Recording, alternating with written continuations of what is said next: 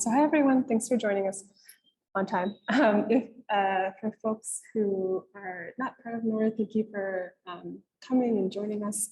We're really grateful to have Dr. Vrinda here with us. This is as part of NORA's ongoing speaker series, and this talk in particular is really relevant for us as we think about our own programs, our Care Companion program, and how we think about scaling it vertically all the way down to health and wellness centers from district hospitals. I'll just introduce Dr. Vrinda really quickly and then pass it off to her. So Dr. Vrinda Marwah, she's a postdoctoral fellow at the University of Utah. She received her PhD in sociology from the University of Texas in Austin in 2021. And she's previously worked with feminist human rights group such as Sama in Korea from Delhi. So we're really excited for this conversation about ASHAs, and as the talk is titled, understanding their really unique positions. So yeah, over to you, Dr. Vrinda. Thank you so much, Shirley. My talk today is titled ASHAs, Understanding Their Unique Position. So I want to just start by establishing who we're speaking about. ASHAs are accredited social health activists, as they're called. They are India's all-women community health workforce, right? ASHAs are typically married women who are from the communities they serve, and essentially they link these communities to the government's health services. So really, as anyone working on public health will tell you, ASHAs are a very important workforce. And this was certainly my experience before my PhD. As Shirley mentioned, I used to work on reproductive health in India, and in nearly every meeting, every conference, ASHAs would come up, right? No matter what public health issue was under the scanner, from mental health awareness in Goa to cancer screenings in Punjab. We're looking at a workforce that was appointed initially for maternal and child health. But today, ASHAs are making malaria slides, they're screening for non-communicable diseases, they're giving out polio vaccines, which is what's happening in this photograph here. This is during the polio vaccination drive. And if anything, COVID has really spotlighted for us both the significance of this workforce and the difficulties that are faced by them. Now, ASHAs were first appointed in 2005, only in the most underserved rural areas in a handful of states that were considered the worst performers when it came to reproductive health. But soon enough, other states saw value in the program, and today ASHAs have spread to every corner of the country. ASHAs number 1 million, which makes them the largest community health workforce in the world. Now, ASHAs cover all rural areas and informal settlements in urban areas. They have to have studied at least till the 8th grade, and they receive 23 days of training to begin with. Now, this profile is fairly typical of community health workers. They tend to be from marginalized communities, and they tend to be trained outside of the formal medical curricula. But their training prepares them for a very defined role in either promoting or delivering primary health. ASHAs, for example, monitor pregnant women in their communities. They make sure these women are receiving all the medications and the checkups that they need. And when it's time, ASHAs make sure that these women give birth in hospitals instead of at home. And this push to promote hospital births has been very key to the Indian government's fight against maternal mortality. And here I want to show you just how successful this approach has been. This is the institutional delivery rate, which is the percentage of pregnant women who give birth in a hospital instead of at home. And it's doubled in 10 years. From 40% in 2005, we've come to about 80% in 2015. And I could show you the infant mortality rate, maternal mortality, vaccination coverage, percentage of expecting mothers who receive antenatal care. All of these are indicators that have seen very significant improvements spearheaded by ASHAs. So it's rather fitting that the word ASHA in Hindi means hope. Right? ASHAs are seen as a sort of model community health worker program, and community health worker programs generally are seen as something of a success story in global health. Now, community health worker programs, just very briefly, they began in Western Europe and the US in the early 20th century with health visitors who were middle-class white women, typically, who would visit with working class and immigrant women to educate them about good motherhood practices. But today, if you look at the spread of community health worker programs, they're prevalent really much beyond the West. And the maximum uptake of these programs tends to be in low and middle income countries. And this is primarily for two reasons. One, when done right, community health worker programs can help countries meet their primary healthcare goals and national and international development goals because they reach hard to reach communities. Also, they keep costs low. And when I say low, I mean really low. So let me show you another figure here. In Punjab, at the time of my fieldwork, which is 2018, Ashas were making an average of 2,700 rupees a month. This is in Muktsar district.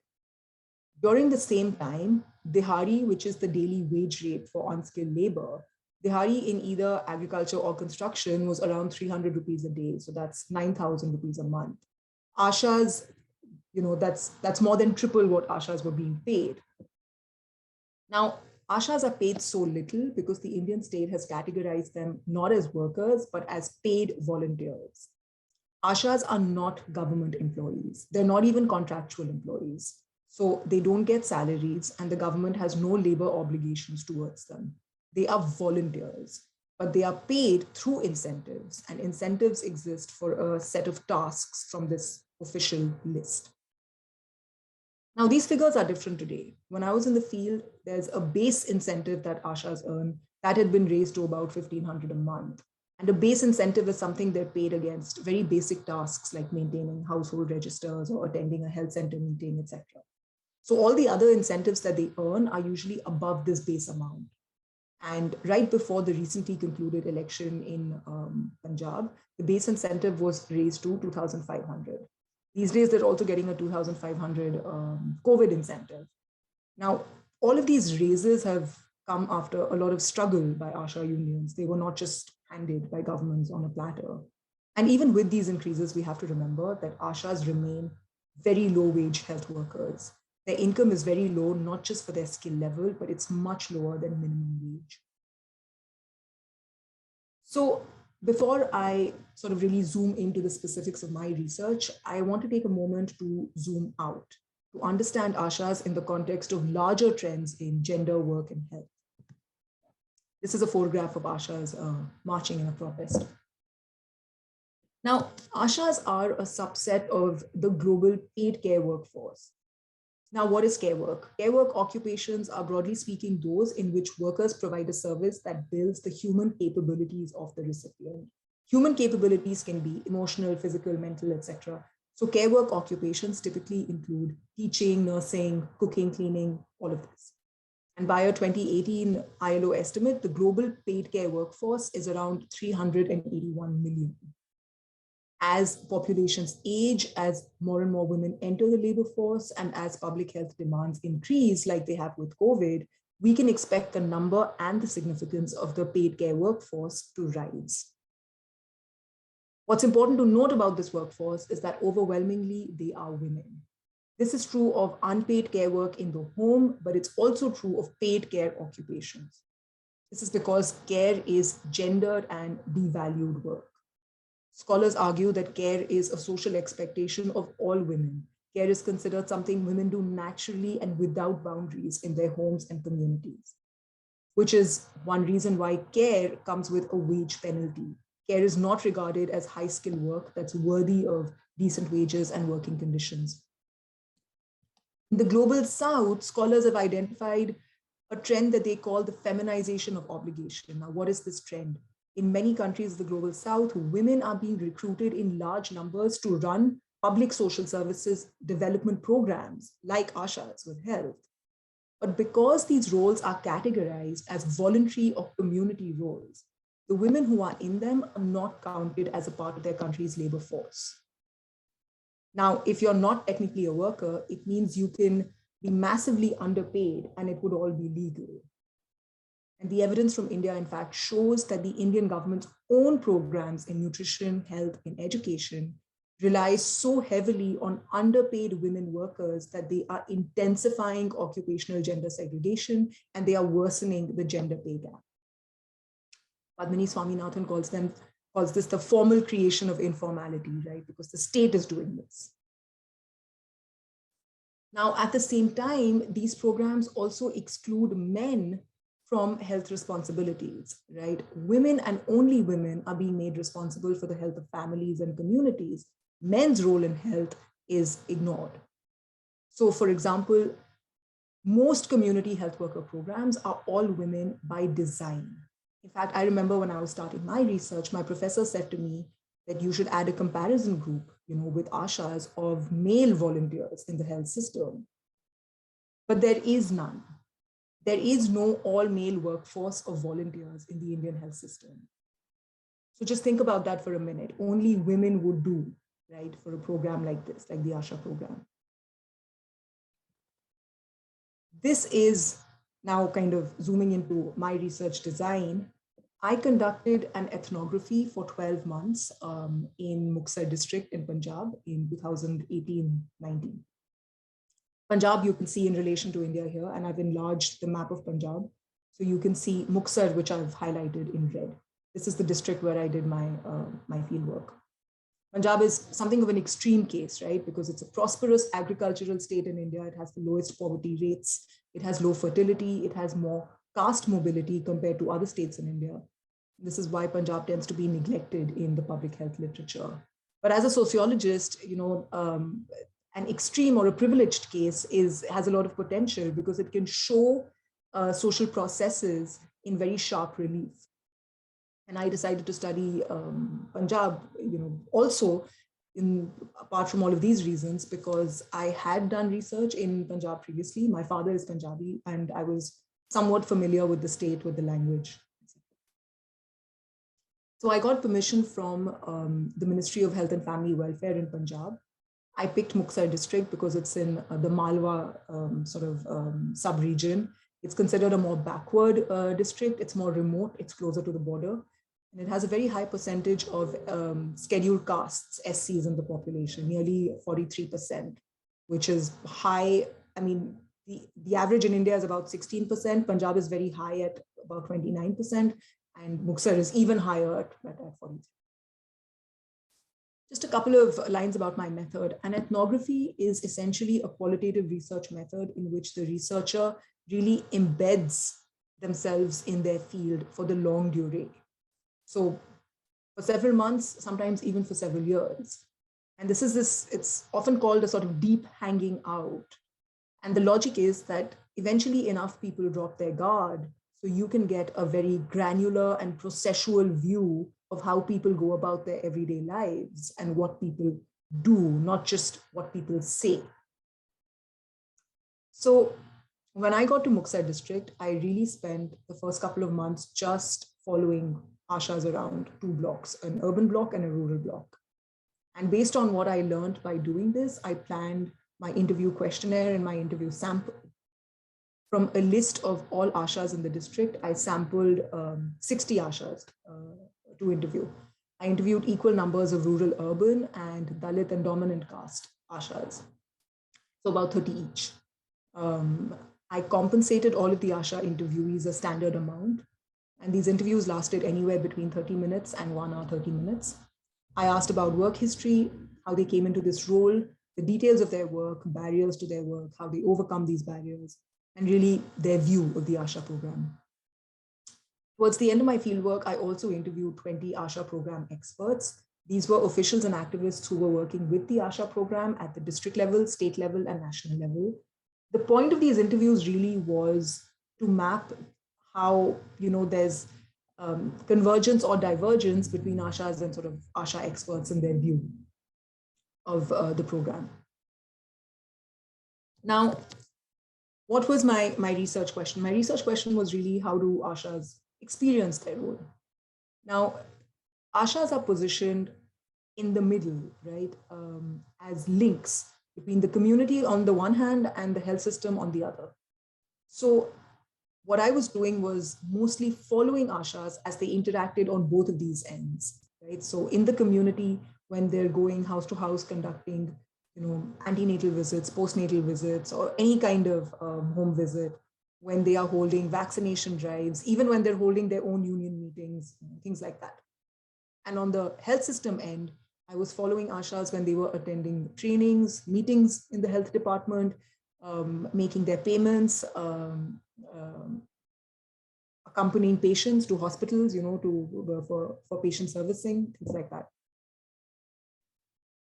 And what did I eventually sort of conclude, I found that ASHAs experience a crisis of credibility. Theirs is a very unique position and it creates very unique vulnerabilities. ASHAs are unlike any other worker in the health system.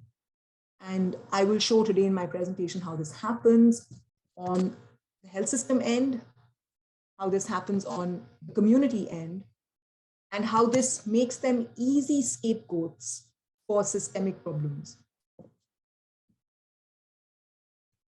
So let me start with the health system end.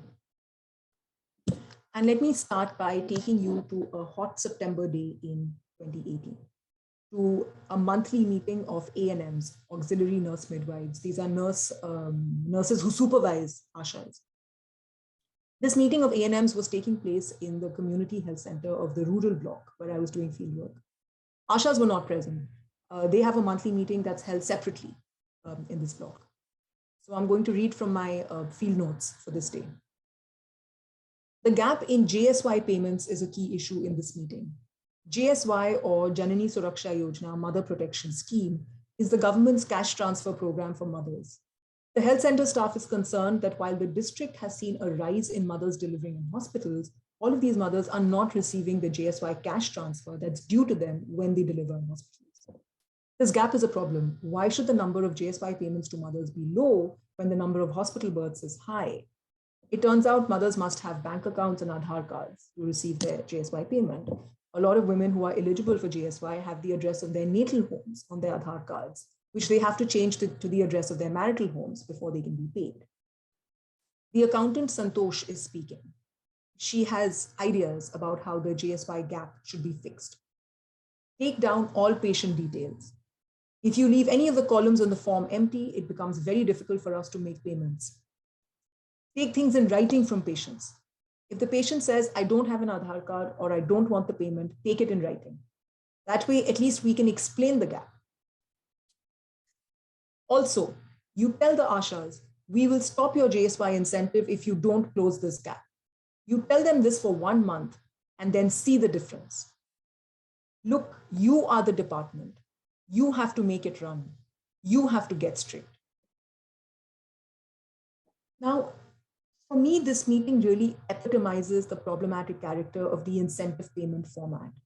Incentives function as a lever through which the health department can exert control over ASHAs. By withholding or threatening to withhold incentives, the department can arm twist ASHAs into doing work that is outside of their purview. Look at Santosh's solution to the problem of the JSY payment gap. Santosh is advising the supervisors to withhold the incentive that ASHAs receive under JSY for a hospital birth if the mother doesn't receive her JSY incentive. Now, these are two separate incentives. The ASHA's JSY incentive is paid to the ASHA because she persuades the woman, usually after 9 months of engagement and care, to deliver in a government hospital. So effectively here, Santosh is suggesting it doesn't matter that that work has happened. The work for which the JSY incentive is given to the ASHA has been done by the ASHA. The accountant wants the room to use their ability and withhold the ASHA incentive so the ASHA can be made to do additional and uncompensated work of ensuring that JSY payments go to mothers. During my time in the field, I saw many other instances of this kind of arm twisting. And here I want to draw your attention to how the accountant follows up her advice. The way she tells the room, look, you are the department, you have to make it run, you have to get straight. She's of course implying here that ASHAs are not the department. ASHAs are the object of the room's action, the people with whom the room needs to get straight. And this attests, I think, to the liminal sort of neither here nor there status that ASHAs have been given by the government. This is the status of incentivized volunteer, right? As an incentivized volunteer, ASHAs are positioned inside of the health department, but they're also outsiders to the department. And this is what I mean when I say it's a unique position that no one else in the health department has. And it makes ASHAs vulnerable in a way that nobody else is. The incentive payment format creates conditions of chronic underpayment and control for ASHAs. How does this happen? It happens because the incentive payment format overlooks a lot of the work that ASHAs do. See, incentives only exist for certain tasks, but ASHAs have to do a lot of other work, other tasks for which there are no incentives. I once observed an ASHA who spent half a day helping her A&M vaccinate school children for TT and DPT. There was no incentive for this. The day before this, she had gone to collect registers for the school. The day after this, she was going to have to refill the school's iron supply. None of these tasks were incentivized, but they all took up her time. Incentives also create confusion for supervisors. See, incentives keep changing, and A&Ms get confused about when an incentive is supposed to apply to a task. And incentives change because priorities change, right? So during my time in the field, for example, in Muxar, ASHAs were getting incentives up till one point for bringing in anemic women for iron, and then after a while that incentive stopped. So it is confusing for A&Ms. Once an A&M told an ASHA in front of me, you're not going to get your antenatal checkup incentive because the woman had a stillbirth. So what is the point of your care, when the baby was born like that? Now, technically, this is wrong. The incentive is not for a live baby. The incentive is for the antenatal checkups that happened before. But the A&M was confused. And finally, like I said, incentives are used by the health department as leverage. Now, the way this happens is every month, the A&M prepares a monthly report with the ASHAs for her payment, for the ASHA's payment. So what happens is that the ASHA will make a list of all the tasks, but this list has to be validated by the A&M. So only once the A&M validates, she agrees that yes, this happened, this happened, this happened, then the incentives for every task is, calculated, it's added up. And that amount is the ASHA's monthly payment for the month. And because the A&M has this power over the ASHA, right, where she has to sign off on her payment, where if she wants, she can find a reason to strike off an incentive and say, no, this is not going to go in, right? This is the leverage that the accountant is talking about. This is the leverage that the accountant in that monthly meeting is saying, withhold X incentive so the ASHA can be made to do Y task, right? And I saw this happen routinely, even with other health officials. For a vasectomy camp in my district, the family planning officer told the A&Ms, you withhold the ASHA incentive for maintaining registers. Because if she doesn't bring in vasectomy cases, we will not give her that incentive, right? I mean, there's no connection, but this is a pressure tactic. I want to emphasize here that I'm talking about the format of ASHA payments, right? The fact that ASHAs are given incentives instead of salaries, how they are paid. I am not even getting into how much ASHAs are paid in incentives. Incentives are very low amounts. But what I'm telling you is that these amounts, very low amounts, are further lowered on a routine basis in the day-to-day life of the health department. Why? Because they can be. And what happens if an ASHA protests, right? Well, they're volunteers, so they don't really have rights. Volunteerism becomes the perfect alibi for the health department. If payments are delayed, ASHAs are told, you're not staff. Of course, there'll be delays. If they complain too much, they're told, don't forget that you're here for service. You're a volunteer at the end of the day, right? Okay, so this was the health system end. I mean, before I move on, I want to kind of emphasize that, this title of volunteer, it makes it sound as if ASHAs are doing what they're doing, out of altruism, right? Or just on the side to earn some petty cash. It's not an actual household wage. But this is inaccurate. ASHAs in my field were very poor women who were mostly SC or OBC. Their husbands had died. They had either been abandoned or the husbands were on drugs. So ASHAs were supporting their families, and they really were depending on their earnings as ASHAs. In fact, they were hoping that this would become a regular government job. But of course, the title of volunteer suggests otherwise. Okay, moving on to the community end. Now, under the National Health Mission, a key responsibility of ASHAs is to quote unquote, mobilize the community and facilitate their access to healthcare. So I would hear often that health department staff would say to ASHAs, your job is to motivate patients. They were told this all the time, motivate. But what does it mean to motivate patients? What does it take to motivate patients? Let's peel back some of those layers here. Now, in their trainings, ASHAs are coached on how to promote government health services, right? So ASHAs are trained how to tell families, come to the government hospital, everything will be free. You know, it's not like it used to be before. Trainers will go over different pitches. How do you persuade, that maybe that superstitious mother-in-law who doesn't want vaccines, or that busy husband, who doesn't have time to take his wife to the hospital? How do you persuade these people? This is the kind of motivation that they are taught. And all of this is appropriate. But I found that the work of motivating patients far exceeds what ASHAs are officially taught.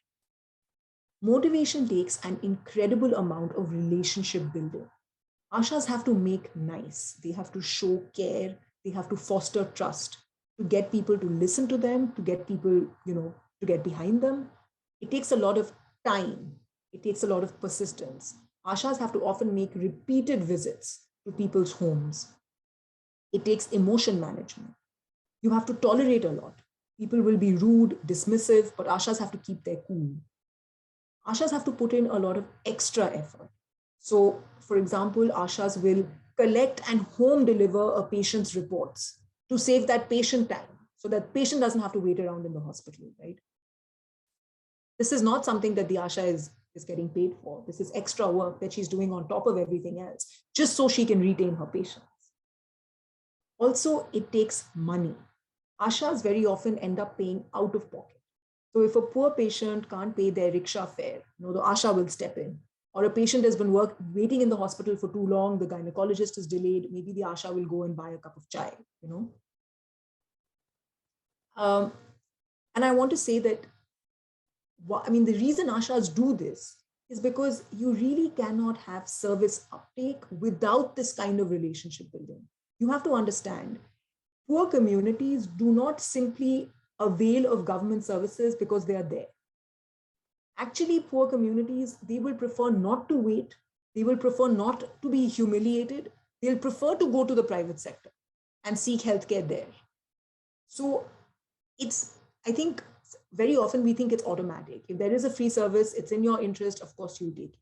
Actually, it's far from that. It takes a lot to get a person to access a service that's being made available. Motivation is much harder than it might seem. So I'm going to read a quote to you from a rural ASHA, Jaspreet. In the village, I have to greet everybody, even the people I don't like. To win people's trust, you have to do a lot. If you don't do it, women won't come for checkups or get vaccinations when I need them to. We have not been ordered to spend all this time with people. But how can I not? When I enter someone's house, where is the daughter-in-law? In the kitchen. It's the mother-in-law who opens the door. So I have to talk to her. I have to tell her why I'm there. She'll say, my daughter-in-law is not taking her medicines. She just lies around all day, does no work, blah, blah. I have to listen to her say her piece. Only after this will she summon the daughter-in-law, ask her to come out and listen to me, send her with me for her tests. See, I have to take both sides, but I can't tell one what the other has said. I have to maintain my relationship with both. Here, Jaspreet is articulating all of the labor that goes into motivating people. There's a sociality to it. There's conversation that she must make. There are confidences she must keep. There's care and tact that she has to show. And now I want to read a quote from a health department meeting that I attended where ASHAs were being discussed. Look at all these missing columns on the ANC form. When ASHAs go on their antenatal visits, do they complete their checklist or do they only gossip? And the reason I include this quote about gossip is because I would hear this a lot. There is active misrecognition of the labor that goes into motivation. Calling it gossip is indicating that conversation is no big deal. Conversation comes naturally to women. Conversation is what they do anyway. And of course, because this is about women, I I want to emphasize how gendered this kind of active misrecognition of Asha's labor is. And finally, how does this sort of, the pressures on them from the health system and from the community, how does this come together to turn Ashas into a kind of eternal scapegoat? As link workers, Ashas are supposed to link, they're supposed to connect communities with the health system, but linking comes with risks. The chief responsibility of an Asha is to motivate, persuade patients, right, to use public health services. But what about the quality of health services? And what about health outcomes? The Asha has no power to control how patients will experience health services, even though patient experience is extremely significant for Ashas. Now, Jaspreet, the same Asha we heard from earlier, told me about a time when she brought a woman to the Muxar Civil Hospital for her first delivery. She remembered every detail of the visit, the exact date, time of birth, how much the baby weighed, everything. It was a visit that had made a very deep impression on Jaspreet. She told me how rude the staff nurse and the cleaner on duty were to her. They were barking orders at me, she said. But Jaspreet decided to just sort of grit her teeth and bear it because the patient, the woman who was in labor, was screaming in pain. The staff nurse gave the patient a full Pitocin injection. I knew this will affect the baby. This is what Jaspreet tells me. The baby will be blue. The baby won't cry because according to Jaspreet, it should have been half Pitocin. But I also knew that the nurse will fight with me if I say anything. So I couldn't stop her. The baby weighed 2 kilos and 700 grams, born at 12:37 p.m. But the baby didn't cry. I told them, please give this baby oxygen. Please do suction. But the staff nurse couldn't find the suction tube. I pleaded with her, it's been 15 minutes and this baby has not cried. Will you please call the doctor? The nurse just kept massaging the baby's back. I knew these women will just wrap up the baby and hand him over to me. But what will I do? How will I go outside the room with a dead baby? I insisted on calling the doctor. By the time he came, thankfully, the baby started whimpering, started drawing breaths. The doctor gave the baby oxygen. That is what I was saying before the doctor arrived. I even told them to give me a gauze so I can give the baby mouth-to-mouth oxygen. The nurse said to me sarcastically, do you think you know more than me? I answered back, we fought. She threatened me. We will put up a banner in the delivery room saying no Asha allowed here. This was an emergency, but did they treat it like one? I was so stressed out. I kept thinking, if this baby dies, what will I do? How will I go back to my village? Everybody will question me. They will ask, did the baby die because you took them to the civil hospital? How will I ever bring this couple back to the hospital for anything? How will anyone ever listen to me again? Now, I share this quote by Jaspreet to show you how distressed she feels that the baby might die. It's not that the staff nurse here is heartless, but the staff nurse does not share Jaspreet's proximity to the patient and her family. The patient and her family trust Jaspreet. They've come to the government hospital because Jaspreet told them to. So for all practical purposes, Jaspreet has assumed responsibility for the care that they will receive. If things go awry, Jaspreet will be blamed for bringing this woman to the government hospital. And the news will spread. It will make it hard for others in the village to trust her, to go along with what she tells them to do. And remember, Ashas need patients. In the incentive system, Asha's pay depends on the patients that an Asha brings in. So as community health workers, Ashas are the only health department personnel who are living among the people they serve. And this position makes them accountable in a way that other staff are really not. Reputational damage for an Asha can do serious harm. The inverse is also true. When things go well, Ashas gain patients. Ashas would tell me that when a delivery case goes well in the civil hospital, the news quickly spreads in the gully and more women sort of come forward to access public services. Now, let me give you another example and take you to September 2019, to Fazilka district in Punjab, which is the one right next to Muxar, where there was a standoff between the Asha union and the civil surgeon. The civil surgeon is the highest ranking medical officer in the district. I was not in India when this happened, but I learned about it, of course, through WhatsApp. I got a video of the Fazilka civil surgeon who was speaking at a press conference. He began by saying, at the press conference video, he begins by saying, Ashas were appointed to care for patients, to bring them to government hospitals. But Ashas these days use any excuse to mislead patients and reroute them to private hospitals that give Ashas a commission. This is leading to unnecessary ultrasounds, feticide, and so on, he says. According to him, he held a meeting after his hospital rounds that morning. In the meeting, he told the Ashas present, do not take poor patients to private hospitals. Private hospitals are too expensive, they are of questionable quality, and when you have free and reliable government services available, why do you do this rerouting just for commission? The civil surgeon claimed that after this meeting, Ashas began demonstrating outside the hospital against him. They accused him of insulting them and using abusive language. In the video, the civil surgeon forcefully denies this allegation. He asks the Punjab government to conduct an inquiry into this incident. And then in response to a question, he sort of doubles down. He accuses the Ashas of looting people to line their pockets, of bad-mouthing the public sector, promoting the private sector. He asks the government to reconsider their appointment. He says, in my experience, Punjab is not like other states that are much worse off. We don't need Ashas. Ashas are not even staff members, and look at the ruckus that they're creating outside by demonstrating. Now, this became a sort of protracted fight. There are these are two newspaper articles that were reporting on the fight. The one on the left, Sarhad Kesri, summarizes the allegations from each side. Many Ashas have become dalals. Dalal means broker or pimp. Many Ashas have become dalals instead of mediators, says civil surgeon. In response to the questions we raised about hospital services, the civil surgeon started abusing us, say Ashas. This kind of allegation, counter allegation. The one on the right is Bhaskar News, and it reports that the protesting Ashas have refused to return to work until the civil surgeon apologizes. Now, the reason I bring up this fight is because I think it's the perfect example of scapegoating. Because here, Ashas and only Ashas have been reduced to commission-hungry brokers who are diverting patient traffic to the private sector.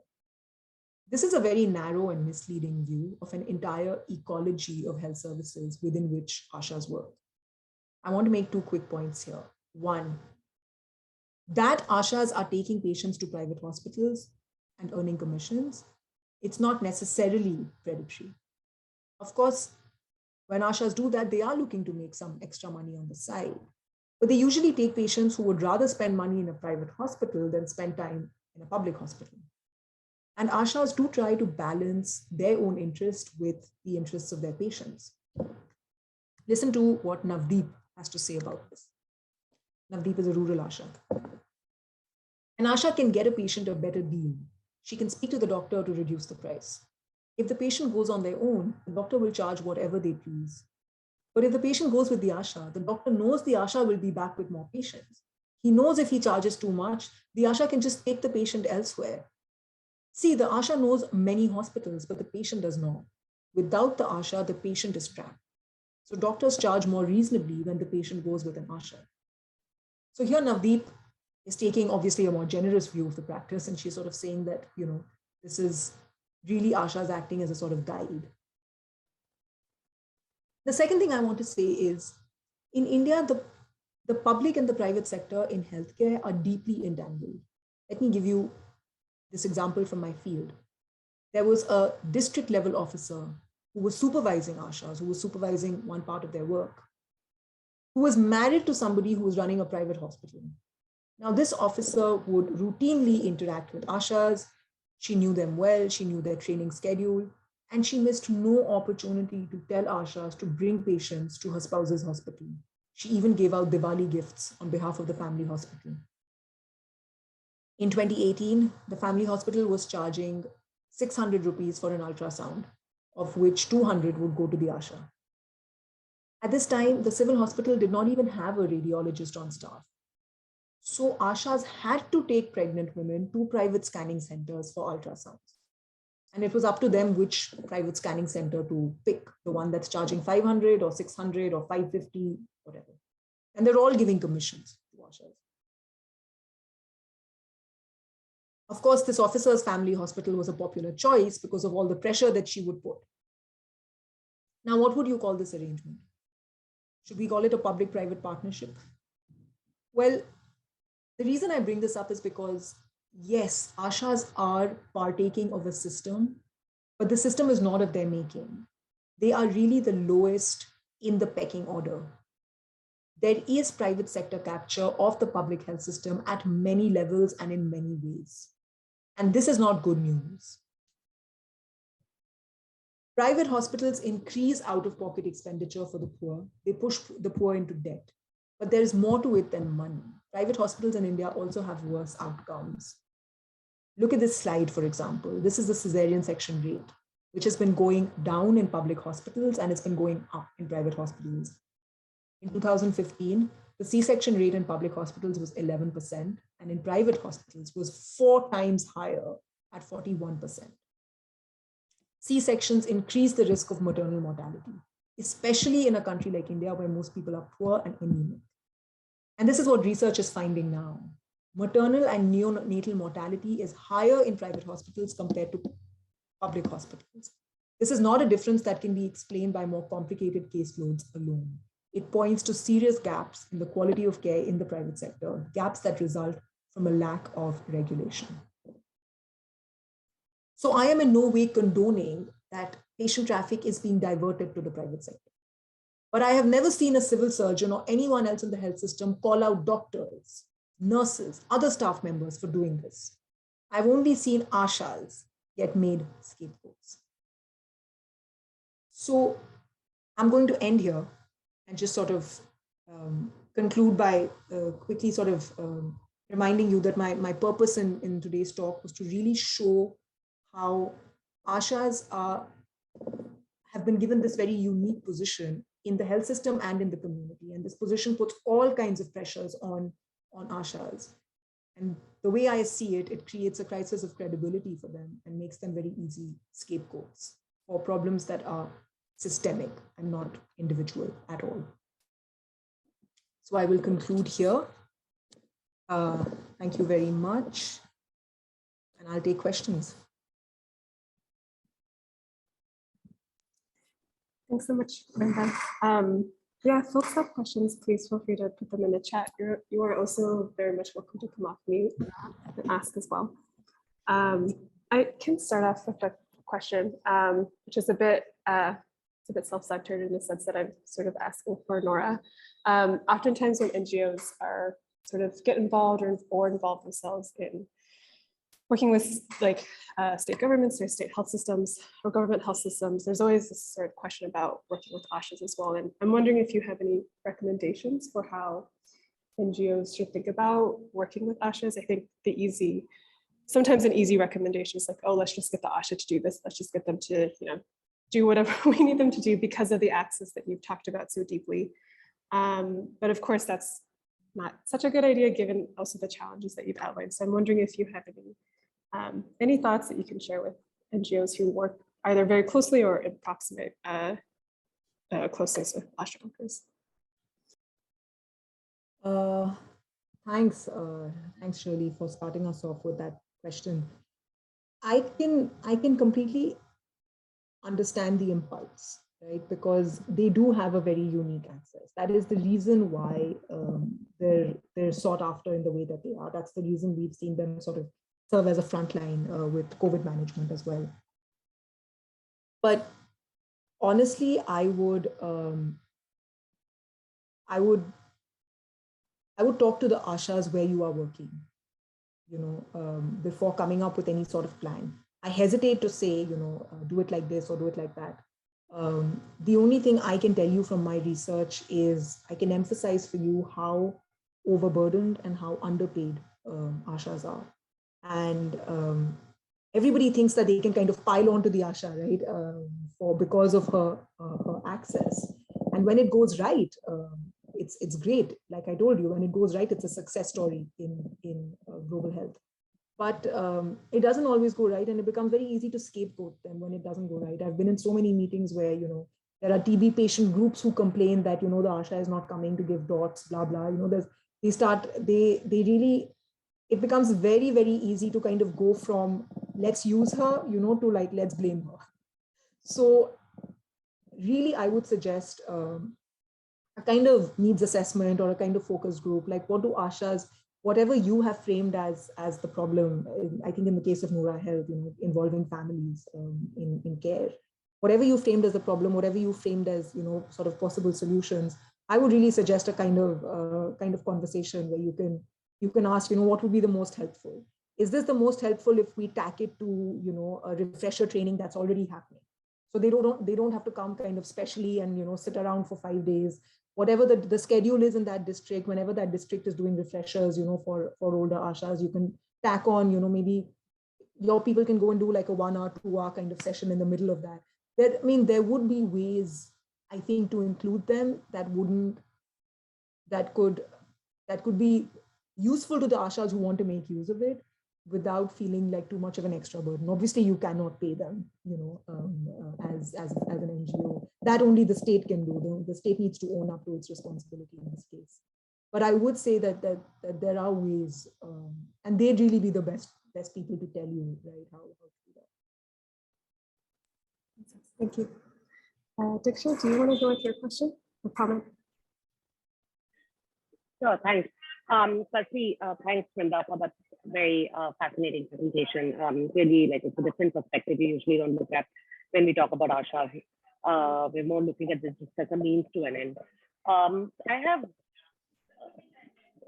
two questions just to kind of, not to take it too much time. So first one is around understanding this entire new kind of approach, which is to like saying that, let's look at digital mediums now, and that is one of the ways to kind of reduce the burden on the ASHA. Let's like digitize everything, give them apps which kind of act as job aids, or like let's give them, these tools which kind of help them in doing better recording and monitoring. And that's kind of the go-to as like, let's just give them smarter devices.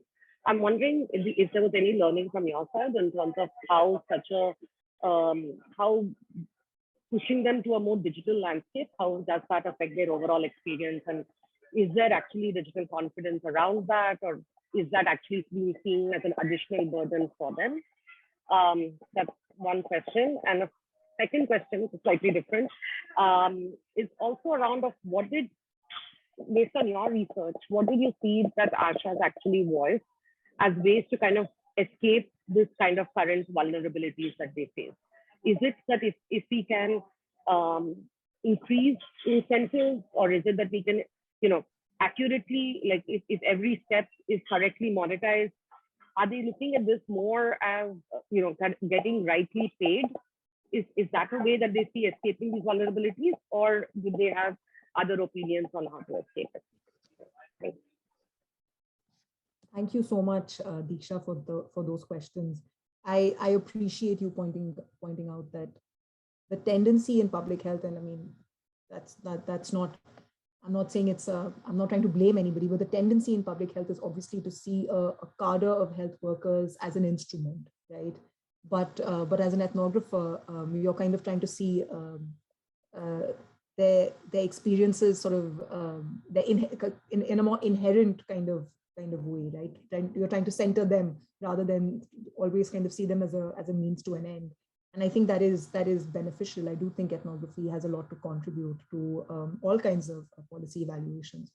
To answer your question around the digital confidence, I don't have any digital confidence. I certainly, the time that I was in my field in Muxar, and again, ethnographies are very specific, they're very place specific.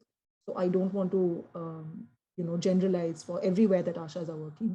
But certainly in Muxar, I can tell you that the state would give SIM cards. They wouldn't always even have mobile phones. If they had mobile phones, they weren't always smartphones. So it's not only about sort of creating that app, right? You kind of have to ask if ASHAs have all the infrastructure, social, physical, that will allow them to use that app. I did not find that to be true, at least in 2018 in Muxar. But I really can't say for other places where you'd be working. Maybe other states look different. About them enhancing their voice. Every single one of the 60 ASHAs I interviewed when I asked them, what is your recommendation for the program? They all said, pakka karo, salary lagwao. Like, you have to make us regular employees and you have to give us salaries. I think the rights of workers is a health issue. Of course, it doesn't get seen as a health issue. It gets seen as a labor issue, But I don't think those are separate. I think the way workers experience their job matters very much for the outcomes, certainly in something like care. You have to think about the well-being of the worker as well as the well-being of the recipient. And in this case, I think a lot of them, Jaspreet, who I quote so much in the presentation, is an extremely articulate person with a very sophisticated understanding of what is going on in the health system. And she said to me that they don't think anything of us because we are not paid. They think, and what she was really articulating is, what I'm calling a crisis of credibility. She was articulating it as a crisis of legitimacy. She's saying, we are always the ones standing, saying namaste to everybody. Nobody gives us a seat. There is this, like, everybody understands that we are the smallest of small fry, and they understand that. Why? Because we're not paid. So she really did articulate, and this was, I think, something that across the board everybody experienced. And I mean, I have to agree with that in terms of, what would make the maximum difference to their position. And one of my objectives in making this presentation is to show you that a lot of the other pressures that ASHAs face, that the health system is overburdened, it's under-resourced, that is common to everybody in the Indian health system. From the CMO down to the ASHA, everybody is under those pressures. But there are unique pressures that only the ASHA is under. And that she definitely articulates as a crisis of legitimacy because of the way the position has been sort of created. It's been marked as an always inferior position. And so the shit is always going to roll down with ASHAs. And that's something that they're very, they articulate, they're very aware of. I think, question? Yeah, hi, Vrinda. This is kind of a similar question which Diksha asked, so digital platform. So I think you must aware of, like, the ASHAs are using ASHA Soft mobile application now. So do you have any do you interviewed any ASHAs in terms of using ASHA Soft app? After completing their work, they have to fill the ASHA Soft, so getting the incentives. So did you interview anybody, and what's their experience using ASHA Soft? No, Mahesh, I'm sorry, but when I was in the field, there was no app. Oh, it's I think it's been almost 3 years now. The ASHA Soft software has been introduced, and ASHAs have been trained on that, and they're using it now. So just curious to know, like, how they are feeling and whether they're comfortable using it or not. What is the software for? It's for ASHA Soft, it's called. ASHA. The application name is ASHA Soft, and there is a link.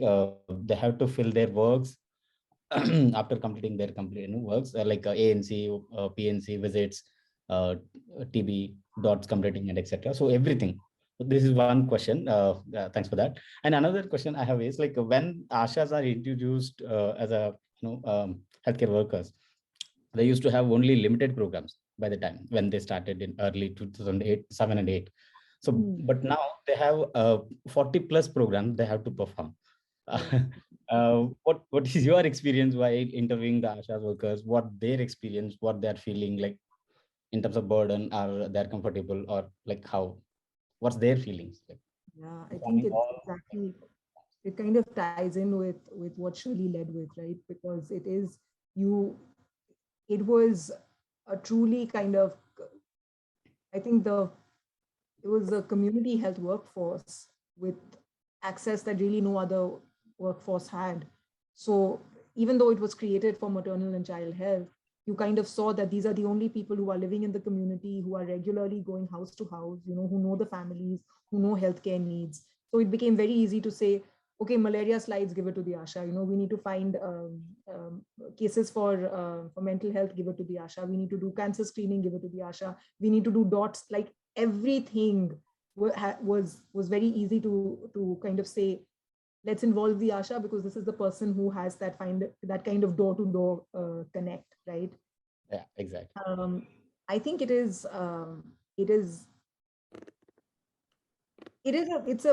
definitely a burden, but I don't think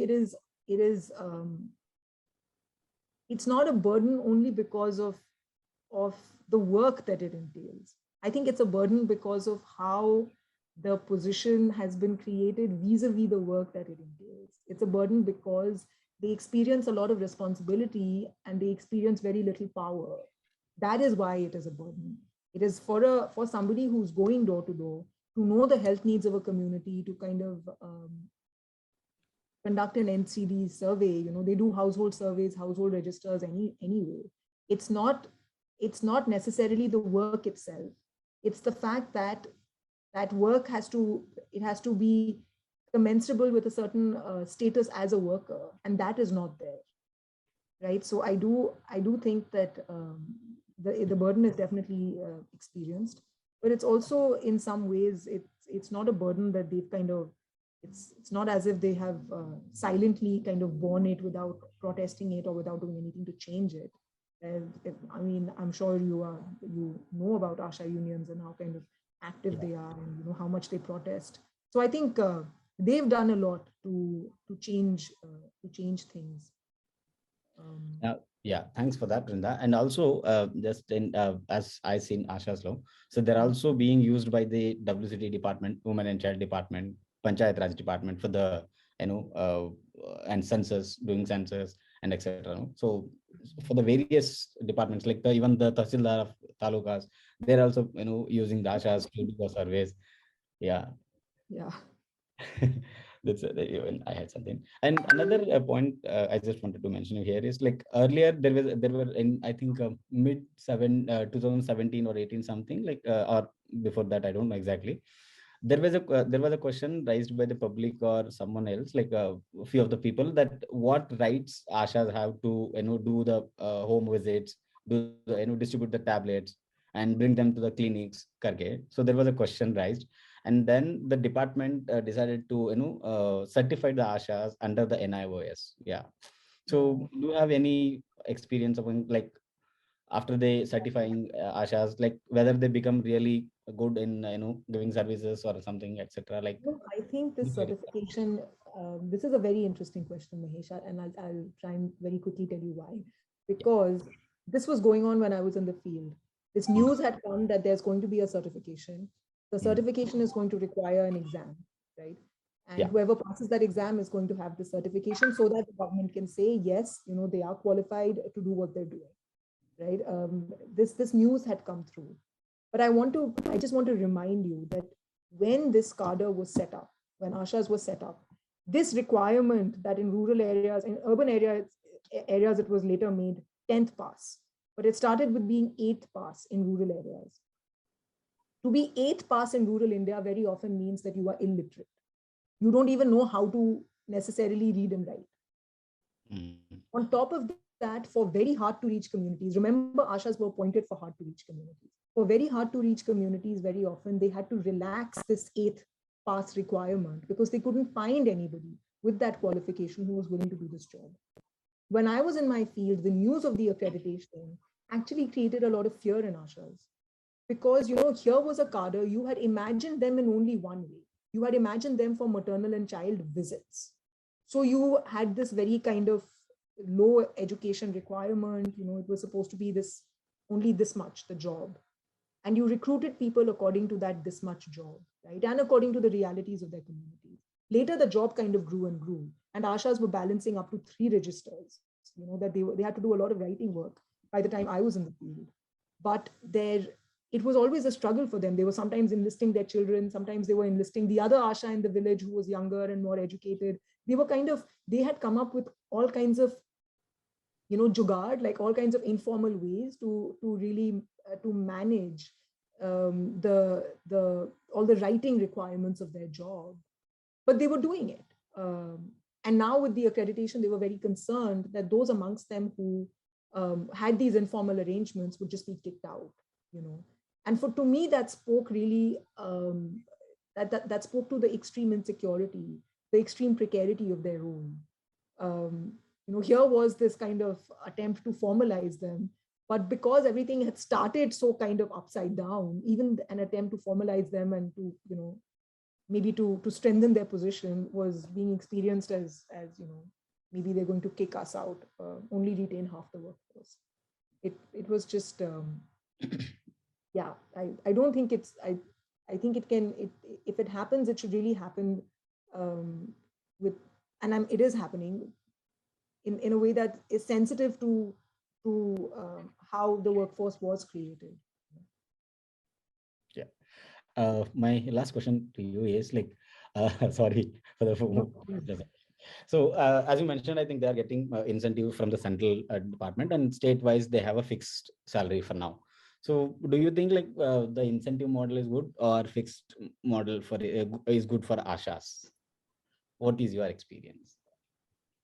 I really, I have to say, when I was in the field, all the officials, anybody who was higher than the ASHA, they would tell me, you don't understand, if you don't have incentives, people don't work in government. And these were all people who were salaried who would say this to me. Exactly. That, oh, if you don't have incentives, they will not work. They would never say this about themselves. They would only say this about ASHAs. I don't think this is true at all. If anything, there is research today on even, in post-welfare Western countries on how you should give a basic income to everybody. So I really have to disagree that without incentives, the work will not happen. Monitoring work is a different matter from salary. I think you can monitor work while being salaried. And I really think this logic is not being applied to anybody else in the health system except for ASHAs. So I do think they should be salaried. But what seems to be a truth, maybe a more realistic truth that a lot of them also seem to be on board with, is this kind of base amount, that's more or less fixed, and then incentives that are earned on top of a base amount. That seems to be more practical. Thank you, Vrinda. Divya, I know you have a question, but I just wanted to check we're a little bit past time. Vrinda, do you have time to stay for a few more questions, or do you have a hard stop? I can stay for a few more. Okay, just let us know when you have to drop off. Yeah, Divya, do you want to go ahead with your question? Yeah, thanks, Shelly. Thank you so much, Vrinda, for that insightful presentation. So basically, I'm working in an operations team from Noora Health side in Punjab itself, so I could really relate to what you presented here. During our visits to the hospital, we came across some mothers and families who have said that they have never visited to the facilities before their delivery date, right? So do you think ASHAs sometimes also do, entries in all their registers and all, just because their incentives might go less? So like, did you come across any such incident during your study also? There could be many reasons of why ASHA did not bring the family to the hospital, right? Maybe, yeah, there were various reasons. Maybe they couldn't even screen that this pregnant woman was there in their particular community or so. So, but the nurses said they have never brought the patient here. So what do you think, like anything on that? Actually, you're completely right, Divya. I think that there are many instances of say, where uptake doesn't happen, right? Let's put it that way. And uptake maybe doesn't happen for various reasons. In my experience, it's not always the fact that ASHAs have to motivate families, but that motivation is not always successful. Very often it's not successful because ASHAs, the families that they're trying to bring in, are maybe daily wage workers, right? They don't want to take time out to come to the hospital for a visit. The ASHA might make several rounds. She might even, I saw some ASHAs, they'll drag their ANMs sometimes to those houses, ki, acha, aap bolo, maybe if you say it, they'll listen. But sometimes it's there's just too much distrust, and it's just not logistically possible for the family to visit. So sometimes it can happen, even though the ASHA makes all the effort, to do it, that antenatal kind of checkup, that visit, it doesn't really happen. That's possible. Sometimes the woman will only come, to the EPI that's happening, in the local mandir or gurudwara. She'll not go all the way to the hospital. She'll just come for that. She'll get her vaccination and she'll go back. That also happens. So this is to say that sometimes the failure is despite the effort of the ASHA. Very often the failure is because the ASHA does not make the effort. And this I saw most with migrants who come from Bihar and UP as seasonal laborers in Punjab. I didn't get into caste in this presentation, but it was my experience that ASHAs are the most successful with, quote unquote, others like them. In Muksar, this was most ASHAs from all castes had the most success with SC households, Punjabi SC households that were easier for them to persuade. General category people were opting out of the health system. Of the public health system, they were not interested. They were very condescending. They would not even forget coming for services. They would not even deign to share basic information. There would be a lot of kind of everyday humiliation, of the ASHA with those homes. With very poor families, like I was saying, families who are daily wage workers, it is much more of a struggle because you really have to persuade them to give up, a day's work. They experience the health system and rightfully so, as a very hostile space. So it's a lot of barriers. But where I thought that Punjabi ASHAs had the most kind of, felt the most difference was with Hindi speaking kind of Bihari and UP kind of migrants who they tended to be they really tended to kind of treat them as outsiders. There was mutual distrust, let's say, and I thought those were the hardest to crack. Cool. Well, thank you so much again, Vrinda, for this presentation.